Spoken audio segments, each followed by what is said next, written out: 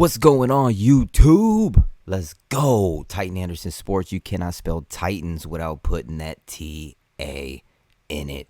You guys, we are still hurting over here. Still hurting from that terrible loss, that blowout, that beatdown, that spanking, that freaking sweet chin music to the chin, that pedigree, that stone cold stunner, that fucking thrown into the fence, that thrown into the gutter, stepped on, curb stomped. We got our fucking ass whooped. My God. Okay, 27-3. Wow. I'm kind of curious to see what Mike Vrabel had to say. I think we all should check in with Mike Vrabel, check in with Jim. Everybody follow Jim, senior editor, writer, everything like that over with the Tennessee. Follow him on all social media platforms because he's the GOAT. And let's go see what's going on. Let's go check in with Jim. Let's go check in and see how the teams do, just how everything's going. There's a lot going on right now. Everybody's upset, as they should be. Fingers are being pointed.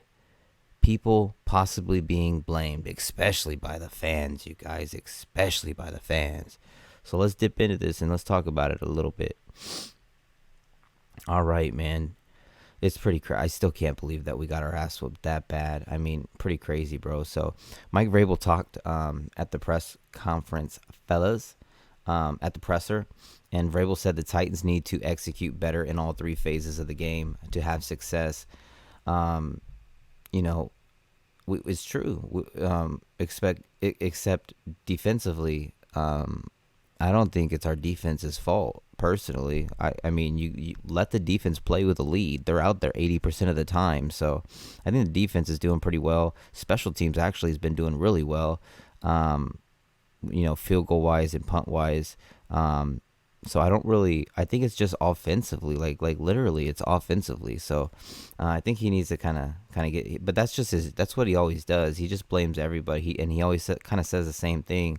And even, a lot of people are tired of it. Big Jeff even saying that, like, come on, bro. Like, everybody needs to stop saying we're going to do this. This needs to be, no, let's get it done. Like, words, no more. Let's get this shit done. We got a great team. We've got so much talent on this football team, fellas. We're not taking advantage of it. Vrabel said his primary message to the team is just to stick together. When you play like that, you are going to lose, Vrabel said about Sunday's performance. So we have to realize why we lost, but also we have to realize that you can define your culture by what you look like when things aren't great, when things don't go well. They didn't go well Sunday, and we'll find out what kind of football team we have this week and what kind of individuals and what type of people that we have here, which I believe in. Man, I don't know. I don't know about what he's saying. Like, I wish he would just be like, look, our quarterback play has been ass. Our blocking has been ass. We're trying to get some of our fucking blockers back. I mean, not literally like that. Y'all know what I mean. I wish he would just say a little bit more specifically than just, everybody did bad, coaches did bad, we got to do better. Like, come on, man. That's what you say every single time. It's getting annoying. Like, come on, Vrabel. You know what needs to be done. Are you really okay with Derrick Henry really getting that many carries? Are you really okay with having these two running backs? Chestnut's no slouch either. Are you honestly okay with running the ball that many times? Not using the play action effectively, like efficiently, like it makes no sense why you're sitting there as the head coach of this football team and you're allowing some of these run plays. It looks just like Todd Drowning's run plays. So many of them are so similar. What happened to the triple option? What happened to the Derrick Henry and Tyjae Spears in at the same time? Like, come on, man. What's going on? That being said, I still feel like the Titans are fine. We haven't even played a game yet in the division, so that's something to be pretty okay with. We play the Texans later on, so don't really got to worry about them for a while. And it's pretty crazy. The Texans have been playing really well. They just beat the shit out of the Kitty Cats, so that's always a good thing. The Tennessee Titans surrendered 5 sacks and 8 quarterback hits on Sunday, with Browns defensive end Myles Garrett tallying 3.5 sacks. Left tackle, oh my God, here we go. Left tackle Andre Dillard had issues blocking Garrett. But there were issues across the board. Asked if the team could potentially shuffle some things up on the offensive line. Vrabel said we'll continue to look and see what's best and where see what's best and where guys go. He also said that as it stands right here, right now, today, I don't see, God damn it, I don't see something changing until we'll have some more time to visit it tomorrow and see who's available and who's healthy. My God, bro. See, this is the shit that bothers me. Why is he continuing to allow why is he not making changes? Why is he not adapting? I don't understand that. You're going to sit there and let Andre Dillard be out there just because we gave him a 3-year deal? Who cares? Just because he's paid to be out there? Who cares? Take his ass out if he's a liability. What is going on? That's coaching. You gotta know. Like, come on, Vrabel. You better than that. He's struggling very bad all year. You gotta figure it out. Gotta get guys healthy, obviously. But Dillard's struggling out there. Damn, bro. 3.5 sacks to Myles Garrett, man. 3.5. My God. Jesus, man, that's wild. We struggled so much. We could not stop Garrett, man. Like, he was literally running back and forth along the side, back and forth from side to side, drawing penalties on us because we didn't know what the fuck we were doing. All right, here was another one where Vrabel was asked about the Browns' last touchdown pass, that 43-yard pass. You guys, I know you guys remember that, where it was just wide open, unbelievable. But it was a pass from Deshaun Watson to Amari Cooper. He got behind Christian Fulton and Amani Hooker, and Vrabel said it's the case of mis-execution on Christian Fulton. He was supposed to cover the guy. And again, Christian Fulton, every single pass that went his way, they converted. So he literally was the piñata. That's what he was. He was the punching bag. He was the he was the guy that they were targeting. It's crazy. It's crazy because he's somebody that we really were expecting to, be that number one corner for us going into this year. And he's been injured and he's been a liability for the most part. So that's another issue. It just seems like, whether the Titans are injured or guys are, underplaying, it's stressful. It's stressful. It's frustrating. And again, when you see a pass like that wide open, it's like, come on, dude. And I it's hard. It's hard because they're tired as hell out there. This offense doesn't do anything. It just doesn't do anything. So we got to figure it out, man. And one way to figure it out, guard Peter Skoronski has missed the past 2 games after an abdominal. I can't say that. Abdominal. Say that 20 times. Abdominal. Oh my God. That's crazy. There's the abdominal stretch that they do in wrestling, so that's probably a better way for me to remember how to say that. They don't do that shit no more, man. They used to really do that back in the day and take turns reversing that shit. For all the people that grew up in like the 80s, 90s and shit, you know what's up. But anyway, and his status remains uncertain. They asked if there's a chance the team gets him back Sunday versus the Bengals, and Vrabel said, I'm sure there's a chance, but I don't know how big or how small the chance is. That sounds like he's not playing. Damn, bro. And he's been our best blocker too, man. But it's not because of what I'm saying? It's just he got ill or whatever. He's going to be fine. It's not like he tore his ACL or anything like that, his Achilles. It sucks that he's dealing with this, but I think he'll be fine. And it looks like we drafted a really, really good blocker. Too bad Dillard looks terrible. Dillard looked like dog chocolate. Like, literally, he looks like he just doesn't know what he's doing. He's getting embarrassed. When everyone was asking him about what went on, he looked scared. He almost looked like he was going to cry. So we got to get our guys back. Peter Skoronski, please, man, heal up, get back healthy. We need you. And then this guy right here, tackle Nicholas Petit-Frere. I can never say his name, but they call him MPF. Suspended the first 6 games of the season for the violation of the NFL's gambling policy. I mean, come on, bro. You don't need to be doing all that shit.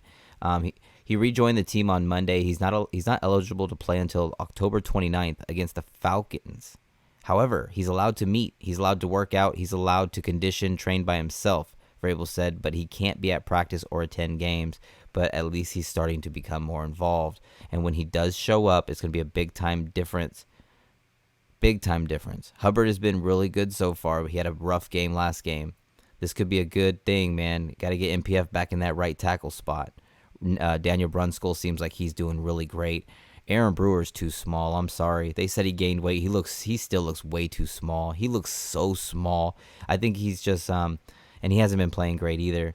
So I just think that, like, with Derrick Henry's style and that, everything like that, I would have built a huge offensive line. I would have had everybody in fucking 330 pounds and up. I would have. That's how I would have built that offensive line. I would have built everybody up, that big boys like that.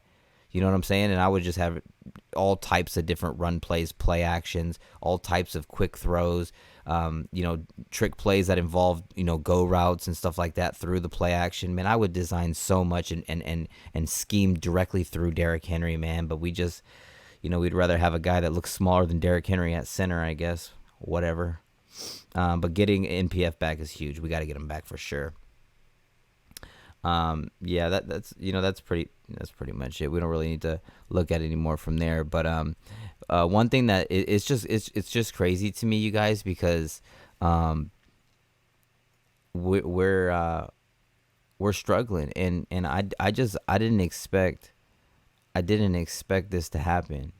You know what I mean? I just did not expect this to happen. I mean, you guys, like, look. We lost clearly 27-3 to the Cleveland Browns. That was rough. We have a big game against the Bengals.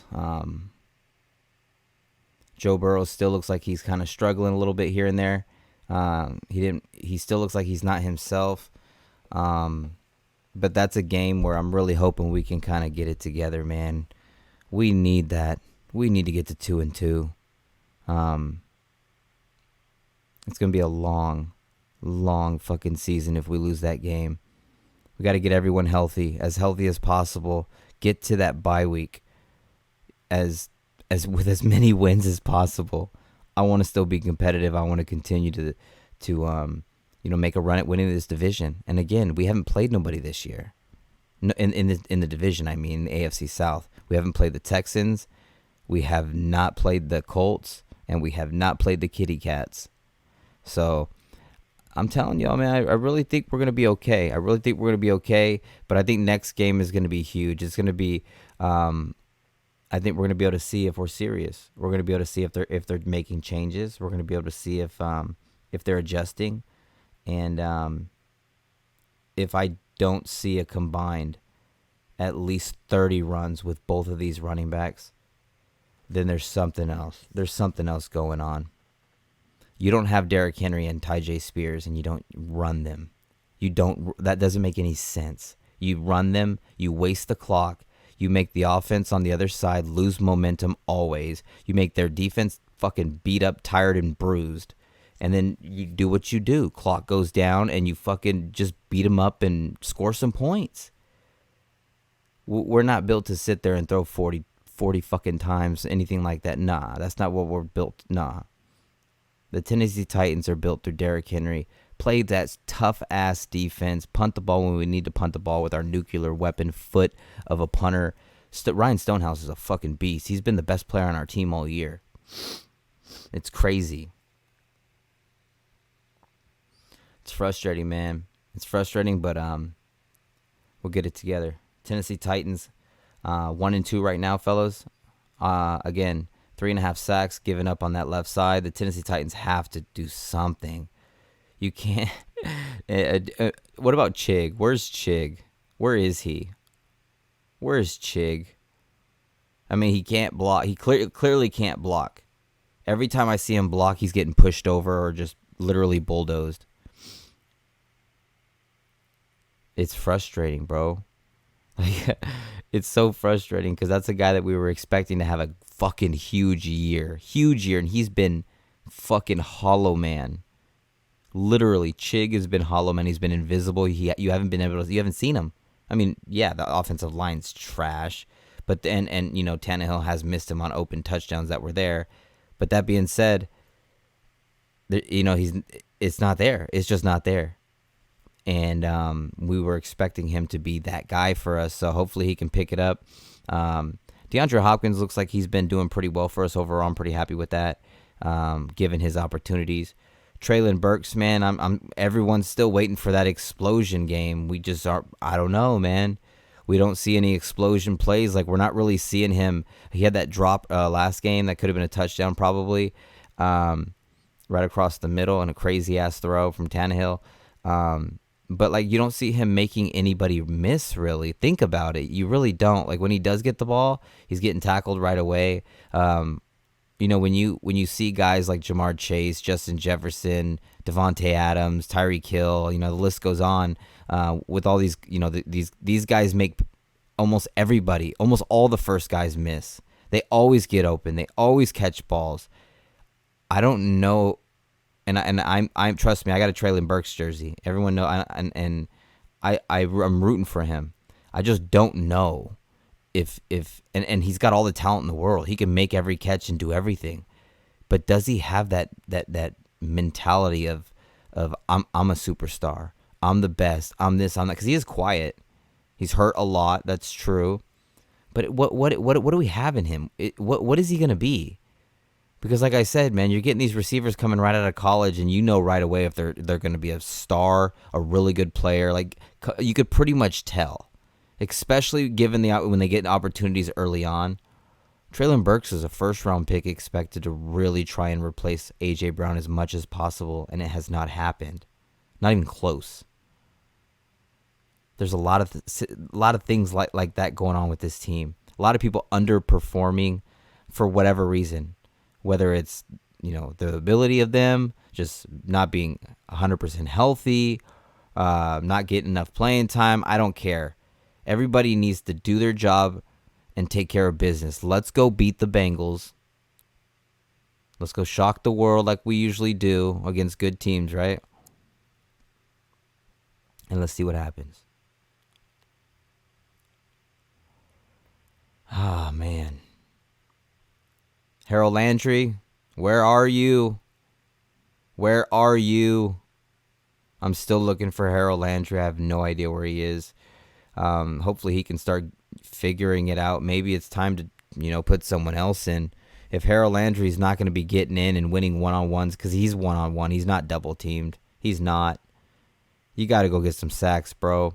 Danico Autry's doing great. Arden Key's doing pretty damn good. Jeffrey Simmons is he's literally just soaking up everybody down there. Terry Pop-Tart's doing great. Harold Landry, you got to do your job, man. And I know you've been gone for a while. I hope it, maybe it's just you're just trying to get into football shape. I don't know, bro. But I hope you figure it out soon, because we're gonna need you. We're gonna need you. We know how explosive you are. I'm just hoping that it's something like it's just, you're still trying to get used to it, because, football is football.